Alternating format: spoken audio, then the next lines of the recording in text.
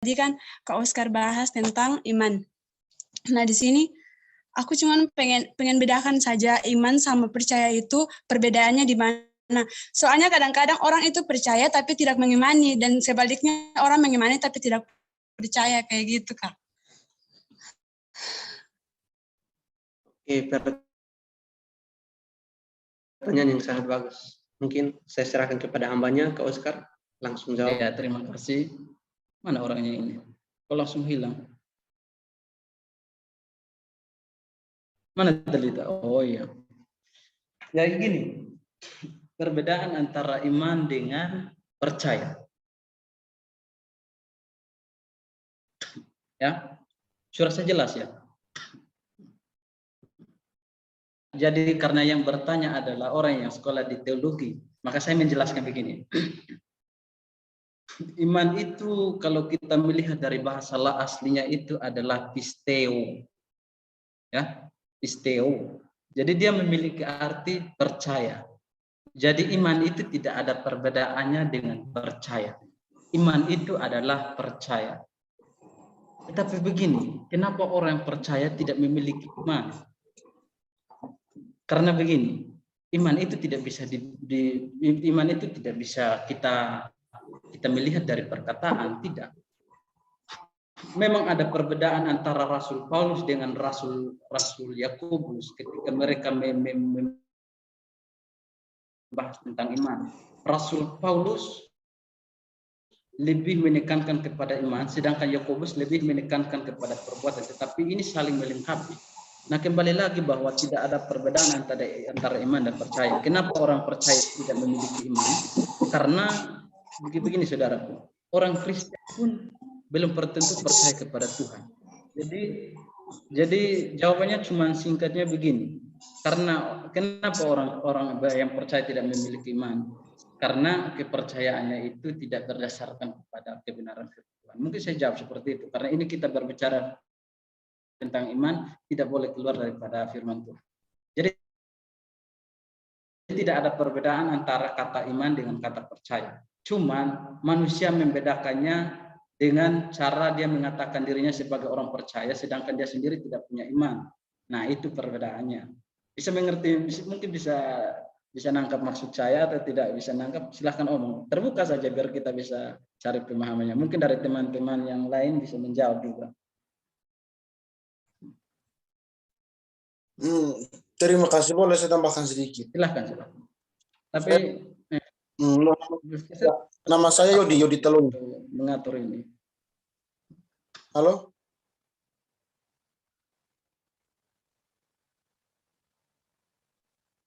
Halo, ada yang dengar suara saya? Kedengaran, Kak.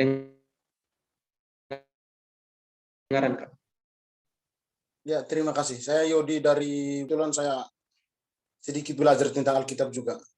Dan tadi ada saudara kita, dia bertanya, apa bedanya iman dan apa bedanya percaya begitu. Ya, kita bisa saja jawab dengan singkat, dan itu sangat jelas bahwa kita bilang percaya. Orang percaya itu dia bisa mengatakan itu, dia kita lihat dari perkataan, dan iman itu kita tidak bisa katakan iman. Iman itu kita. Jadi kalau misalnya orang kita bilang namanya percaya dan iman, orang kamu percaya, seandainya kita tanya sama kita, kamu percaya nggak? Dia bisa saja mengatakan saya percaya itu. Apa yang saya buat, saya percaya nanti akan ada hasil. Tapi belum tentu dia akan berusaha dan dia lakukan hal itu sampai dia berhasil. Kalau dia tidak punya iman. Jadi nggak ada perbedaan antara iman dan percaya. Karena di dalam kepercayaan itu harus kita sertakan dengan iman. Kita harus kasih jalur. Kita harus kasih satu jalur. Kita tidak boleh bikin itu jadi dua jalur, sebuah perbedaan. Karena kalau kita pisahkan hal itu, apa yang namanya iman itu nanti kita tidak dapat hasilnya, dan namanya juga percaya nanti kita tidak dapat hasil. Dan sampai selamanya nanti kita iman dan percaya, tapi kita tidak tahu apa itu percaya dan apa itu iman. Tetapi jika kita membuat kita satu jalurkan hal itu, iman dan percaya, Kita namanya kita percaya, kita harus imani kepercayaan kita begitu. Seandainya begini teman-teman, seorang petani, kita iman seorang petani itu sangat-sangat luar biasa. Dia percaya, seandainya dia sudah mau, dia tanam jagung, seperti kita orang timur bilang orang tanam jagung. Dia percaya bahwa nanti tahun depan atau nanti pas musim panen dia akan panen. Tapi seandainya dalam masa pertengahan musim dan Tuhan tidak ada hujan, semuanya panas, enggak ada hujan. Nah, disitulah kita harus sertakan iman di dalam kepercayaan itu. Jadi orang petani saja dia bisa mengerti, oh ini iman dan ini yang percaya. Kita manusia kita bisa percaya dan kita harus mengimani percaya. Jadi kita tidak boleh bagi saya nggak ada perbedaan antara iman dan percaya. Karena iman tanpa kepercayaan itu nol dan kepercayaan tanpa iman itu juga nol. Jadi kita harus katakan itu kita harus sama-sama.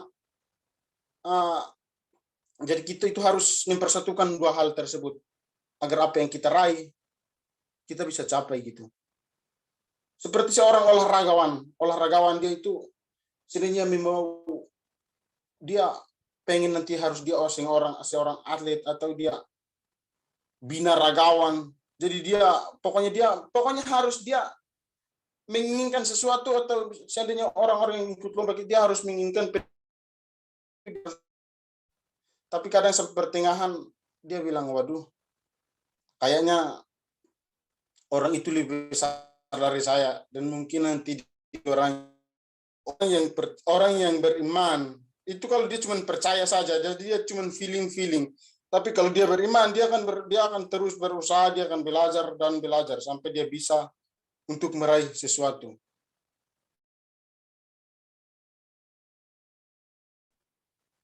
Orang beriman dan orang percaya itu bagi saya itu satu. Seperti tadi saya bilang pertama kali itu, iman tanpa kepercayaan tanpa iman itu nol dan iman dan namun juga kita sharing. Jadi kita cuma sharing entah salah atau benar, ini cuma masukin apa pendapat dari saya. Jadi pendapat saya itu iman dan kepercayaan itu adalah satu. Jadi tidak ada bedanya karena kita harus percaya dan kepercayaan kita harus imani. Terima kasih. Boleh aku bicara, Kak? Ya, jadi ya maksud aku sih emang kayak gitu, maksudnya iman sama percaya itu ya memang dia kayak satu topik. Tapi di sini kadang-kadang orang itu kayak ada punya perbedaan loh. Jadi kayak contoh percaya itu dia punya suatu tindakan. Nah, kalau iman itu ya dia mengimani dengan sungguh-sungguh. Nah, di sini maksud saya bagaimana dengan orang yang percaya tapi tidak mengimani dan bagaimana orang yang mengimani tapi tidak percaya kayak gitu, Kak. Kalau misalnya dalam konteks percaya iman sama percaya itu ya kayak dia memang dalam satu konteks, tapi kadang-kadang juga kayak gini contoh ya. Saya percaya ke contoh kayak saudara siapa ya di sini? Saudara Kristi. Ya saya percaya, tapi saya belum betul-betul kayak orang itu benar atau tidak ya. Itu kayak secara iman saya kayak gitu. Bukan kalau misalnya iman sama percaya dalam satu konteks ya iya emang kayak gitu. Tapi kalau misalnya perbedaan-perbedaan itu yang ya kita salah itu, Kak. Maksud saya kayak gitu. Masalahnya di mana?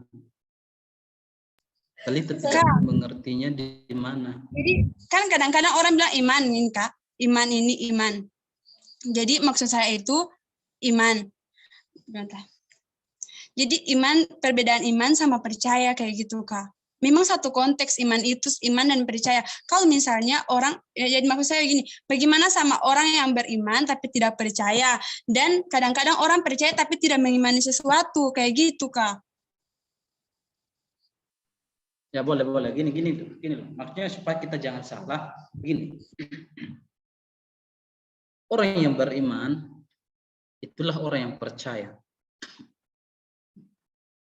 Dengar ya. Orang yang beriman, dialah orang yang percaya. Tetapi orang yang percaya, belum tentu dia itu beriman. Ya, Talita mendengar ini, Talita? Sekali lagi, orang yang beriman adalah orang yang percaya. Tetapi orang yang percaya belum tentu dia beriman. Itu Saya perbedaan. mau Sangat mantap. saya mau kasih satu pelajaran dari Alkitab tadi. Kenapa perempuan itu datang kepada Yesus? Pertama itu bukan dia percaya, tetapi dia beriman. Dia beriman, akhirnya dia bertindak datang kepada Yesus. Ya, tetapi perempuan itu bisa bisa percaya kepada Yesus tanpa dia harus tidak datang kepada Yesus. Itu iman. Itu percaya, tapi tidak ada imannya. Jadi perbedaannya begini, perempuan ini itu dikatakan iman karena dia memang beriman kepada Tuhan dan dia bertindak datang kepada Yesus. Tindakannya itu menunjukkan imannya. Nah, kalau perempuan itu percaya kepada Yesus dan dia tidak datang kepada Yesus, dia tidak punya iman karena dia tidak punya tindakan. Nah, Yakobus bilang iman itu dilihat daripada perbuatan. Nah, mungkin seperti itu. Iman itu dilihat daripada perbuatan. Tetapi percaya itu bisa jadi iya, bisa jadi enggak. Jadi kuncinya ini kita lihat di sini bahwa iman itu seperti perempuan ini, sedangkan percaya itu belum tentu memiliki iman. Mungkin dari saya begitu. Kalau saudara bisa nangkap ya tidak apa-apa, puji Tuhan.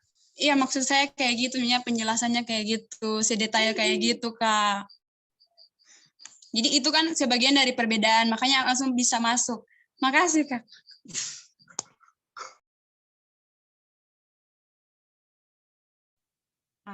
Malam, boleh saya bicara?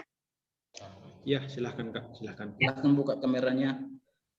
Lagi apa? Karena sudah tengah malam di sini, jadi tidak rapi. Jadi makanya saya tidak buka kamera. Jadi maklum. Nanti next time baru nih. Untuk kakak tadi, bukan tidak menyalahkan atau bilang bagaimana. Ini tadi kakak kedua ini memberikan itu definisi tentang antara iman dan kepercayaan itu dengan berbeda. Kalau kakak Oscar itu dia dengan dengan karena kita istilahnya sekolah Alkitab, jadi dia memberikan pandangan yang secara memang alkitabiah. Memang kalau untuk mahasiswa pasti dia minta untuk perincian dengan jelas. Nah, kalau untuk kakak tadi, dia sudah mengatakan bahwa dia memang tidak sekolah teologi, tapi itu yang dia dapatkan. Dan itu menurut dia. Jadi kalau bagi saya, kalau itu sama-sama membicarakan tentang iman dan iman yang harus disertakan dengan perbuatan. Nah, kemudian lagi di sini saya akan bertanya, iman tanpa perbuatan hakikatnya mati. Ada peribahasa begitu. Iman tanpa perbuatan pada hakikatnya adalah mati. Jadi di sini saya mau bertanya, saya tidak ingin mengambil, bukan juga mengambil, maksudnya saya tidak mau ini kan tentang perempuan yang di Alkitab. Saya ingin di kehidupan yang nyata sekarang ini. Bagaimana pendapatnya kakak Oscar yang kebanyakan ya, kalau kita lihat ini hamba-hamba Tuhan itu pasti otomatis kita mengatakan bahwa mereka itu ya pasti punya iman dan kepercayaan. Nah, kalau kita mau bilang iman tanpa perbuatan itu pada hakikatnya mati. Bagaimana ketika seorang hamba Tuhan mempunyai iman, tetapi tindakannya itu sama sekali tidak memberikan contoh bahwa dia itu mempunyai iman kepada Yesus. Padahal ini dikatakan hamba Tuhan. Dia seorang hamba Tuhan, tetapi perbuatannya tidak sesuai. Nah, bagaimana tanggapannya itu, kakak Oscar? Terima kasih. Oke, terima kasih buat pertanyaannya. Tetapi saya mau bertanya dulu, ini dalam hal apa? Sehingga akhirnya imannya itu tidak bisa jadi teladan. Maksudnya dalam hal apa ini? Supaya saya salah menjawab. Ya, terima kasih kakak.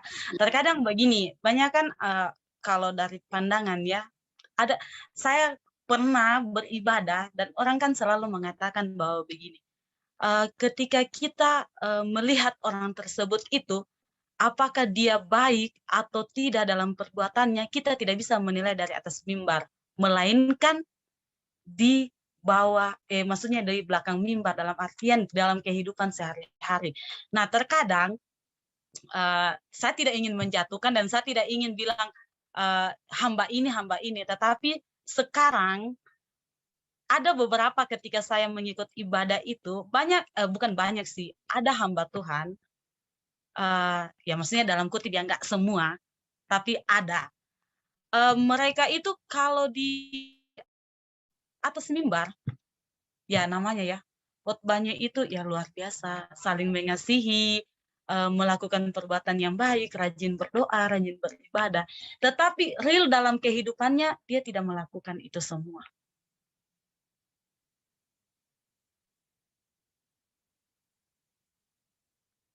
Begitu, Kak. Jadi bagaimana? Apakah imannya itu Gitu tetap, aja. ya, apakah imannya itu tetap, maksudnya, apa ya, kayak gimana ya? Kembali ke pertanyaan saya, iman tanpa perbuatan pada hakikatnya mati. Ya, benar. Itu kata firman Tuhan dan Rasul Yakobus menuliskannya. Iman tanpa perbuatan pada hakikatnya mati.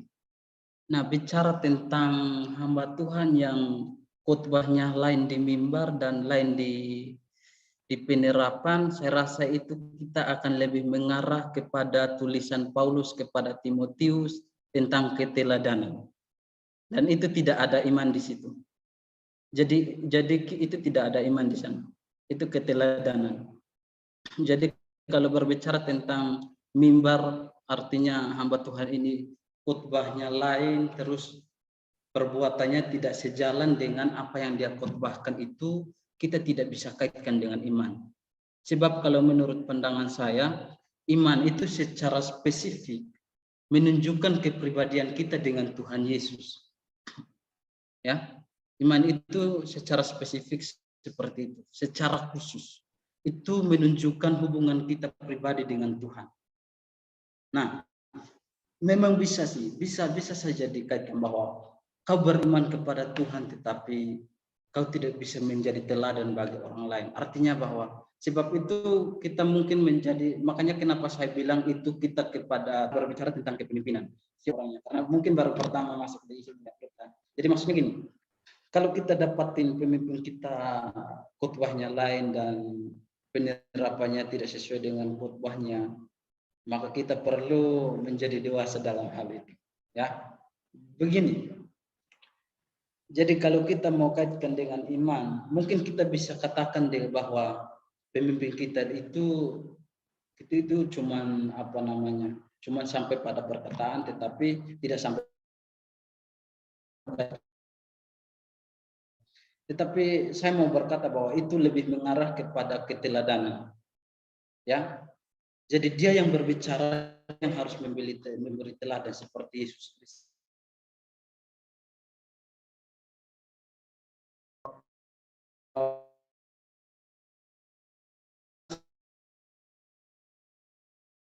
Mengarah kepada teladan.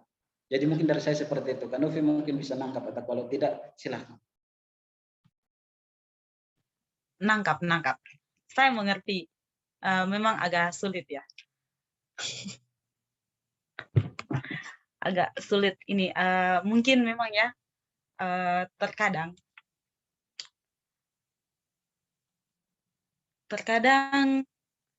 manusia itu hanya bisa mengucapkan tapi tidak bisa melakukan. Itu sih yang saya tangkap. Di situ yang saya mempertanyakan itu terkadang di situ iman kayak seperti apa ya? Tapi mungkin pertanyaannya saya belum sampai ke situ, jadi masih agak begitu sih. Tapi nangkap. Terima kasih untuk jawabannya, Kak. Saya terima dengan baik dan masuk juga. Dan mungkin dari jawaban dari Kakak itu sebenarnya banyak hal-hal yang harus kita lakukan dan harus kita perbaiki dalam kehidupannya kita ini. Seperti di akhir katanya Kakak tadi, kita sebagai orang muda harus yang benar.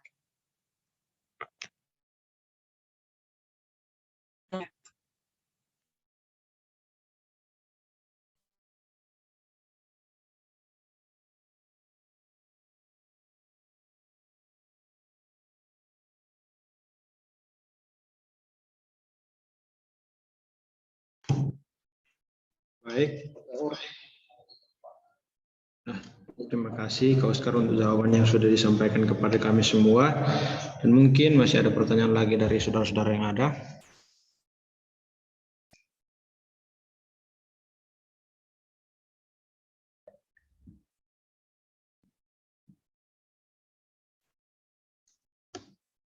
Kalau memang sudah tidak ada lagi, baik. Dengan nama Tuhan, kita sudah sampai kepada penghujung ibadah kita. Dan sebelum itu, kita akan mendengarkan sedikit pengumuman mungkin dari Kak Oskar atau Kak Yapson atau Kak Martinus. Nanti saya persilahkan. Terima kasih.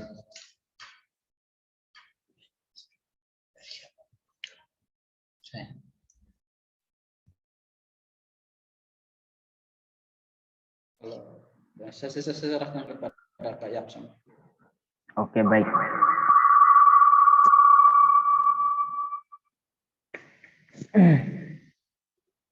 Baik, terima kasih atas kesempatan yang saya peroleh. Terima kasih banyak. Sedikit informasi mengenai ibadah kita setiap minggu hari Jumat jam 8 malam tetap berjalan seperti biasa, dan mohon kepada teman-teman yang selalu setia mengikuti ibadah grup di Verbum Veritatis, bisa teman-teman mengajak siapa saja, orang tua atau anak muda, siapa saja. Mari kita bergabung untuk belajar akan kebenaran firman Tuhan, dan kita menjadi berkat bagi orang-orang yang ada di sekitar. Oke, hanya itu saja yang dapat saya infokan, dan waktu selanjutnya saya kembalikan ke moderator. Terima kasih.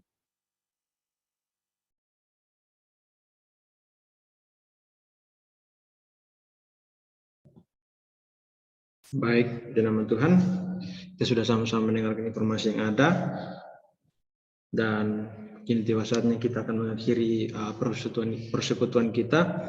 Kita akan berdoa untuk kebenaran firman Tuhan, sekaligus kita berdoa untuk bangsa negara kita berdoa buat grup Verbum Veritatis dan juga seluruh anggota yang ada.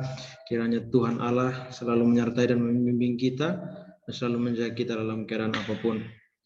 Dan doa ini saya akan serahkan kepada hambanya, Kak Oskar. Terima kasih.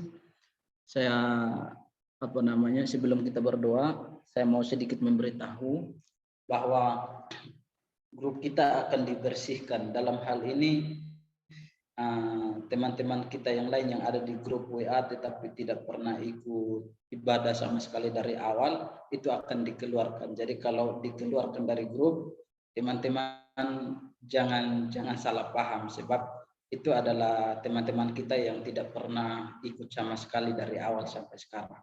Nah, kita mengurangi supaya kita bisa tahu grup kita itu berapa yang setia gitu loh. Ya. Jadi kita akan bersihkan grup kita sekali ini untuk teman-teman kita yang memang tidak pernah hadir sama sekali untuk ibadah kita. Jadi itu pemberitahuan. Jadi kalau saudara lihat di grup ada teman-teman kita yang lain yang dikeluarkan, jangan salah paham. Ya. Supaya kita artinya bahwa sama-sama bertumbuh begitu. Jadi mungkin itu saja. Akan masuk dalam doa untuk mengakhiri ibadah kita pada malam hari ini. Cukup lama ya, lewat 10 menit. Mari kita siapkan hati kita untuk kita masuk dalam doa. Kita berdoa. Bapa di surga, Bapa yang kami sembah di dalam nama Tuhan kami Yesus Kristus, kembali kami bersyukur buat kebaikan Tuhan dalam kehidupan kami hingga pada malam hari ini. Kami sudah melaksanakan ibadah kami ya Tuhan. Kami mengucap syukur atas penyertaan dan pertolongan Tuhan, sehingga ibadah ini bisa berjalan dengan baik dari awal hingga akhirnya ya Tuhan. Kami berterima kasih ya Bapa di surga. Di dalam nama Tuhan Yesus Kristus pada saat ini kami berdoa buat firman Tuhan yang sudah kami dengarkan bersama. Biarlah itu menjadi kekuatan yang baru bagi iman kami, bagi pertumbuhan kami, agar ketika kami bertumbuh ke arah yang benar. Dan ketika kami memiliki iman yang benar di dalam firman kebenaran-Mu ya Bapa di surga. Tolonglah kami ya Tuhan, agar apa yang sudah kami dengar berlalu dari kehidupan kami, namun biarlah itu tetap tertanam, bertumbuh dan menghasilkan buah bagi kerajaan-Mu ya Bapa di surga. Itu sebabnya kami mohon tuntunan kuasa Roh Kudus, biarlah Roh Kudus memampukan kami untuk melakukan setiap firman kebenaran-Mu ya Bapa. Terima kasih Tuhan, bersyukur dan berdoa buat bangsa kami, bangsa Indonesia. Kami mencintai bangsa kami dan kami rindu agar bangsa kami menjadi bangsa yang berkenan untuk mempermuliakan nama Tuhan. Berdoa buat para pemimpin yang ada, baik dari jajaran tertinggi Bapak Presiden, Wakil Presiden, hingga jajaran terendah, pada menteri yang ada ya Tuhan, Engkau memberkati mereka semuanya, agar mereka punya tanggung jawab penuh atas apa yang harus mereka lakukan bagi bangsa kami. Berdoa juga Tuhan untuk masyarakat seluruhnya di bangsa Indonesia, Tuhan Engkau memberkati, terkhusus buat gereja-gereja Tuhan yang ada, hamba-hamba Tuhan yang ada, umat-umat Tuhan yang ada.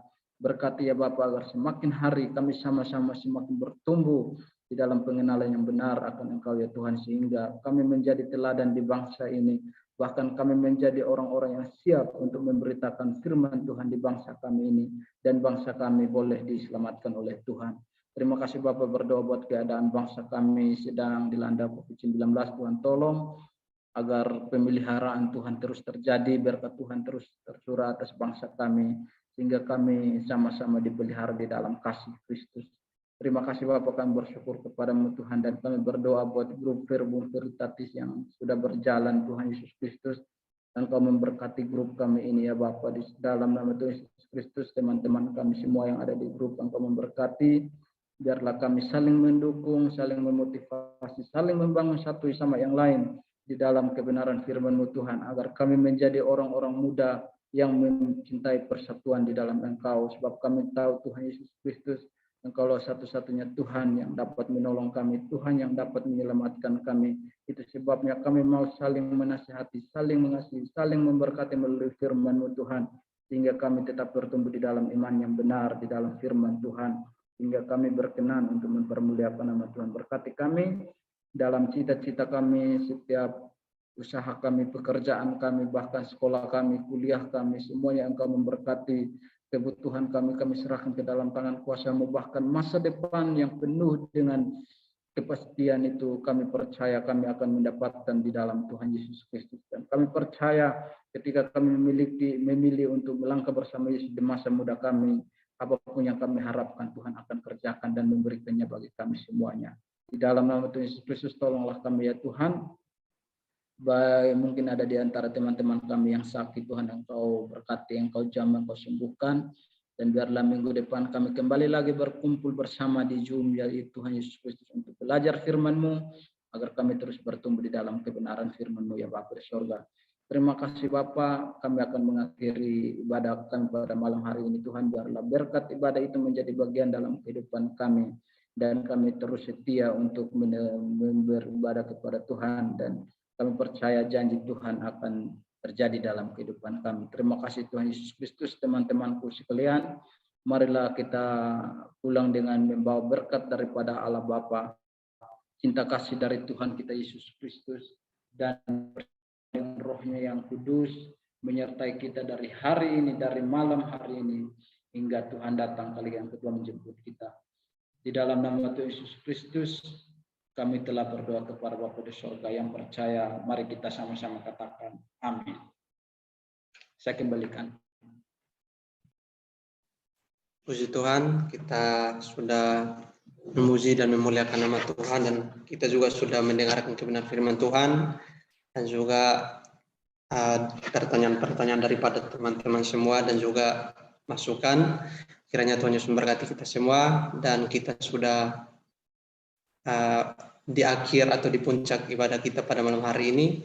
Namun sebelum kita berpisah, kita akan foto terlebih dahulu. Mohon teman-teman yang belum buka kamera bisa dibuka supaya kita ambil gambar. Oke, senyum yang manis. Oke, kita foto ya. 1, 2, 3. Oke, terima kasih. Mungkin ada pengumuman dari Kak Oscar. Kali lagi Kak Ur di fotonya. Yang bisa kasih stiker love, kasih aja biar ini keren grup kita.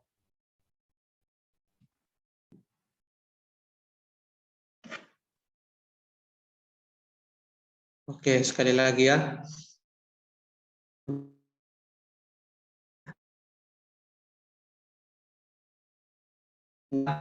Tiga, cheese.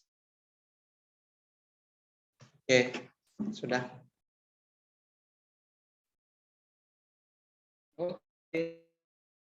Sampai tahu